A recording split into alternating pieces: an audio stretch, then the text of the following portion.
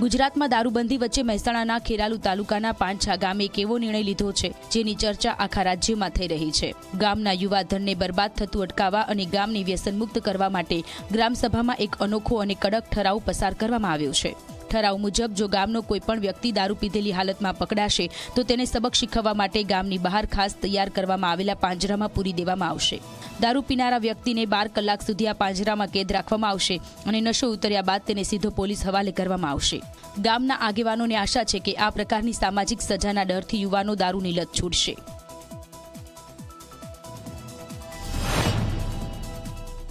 અને ગામ સભામાં ઠરાવ થયો।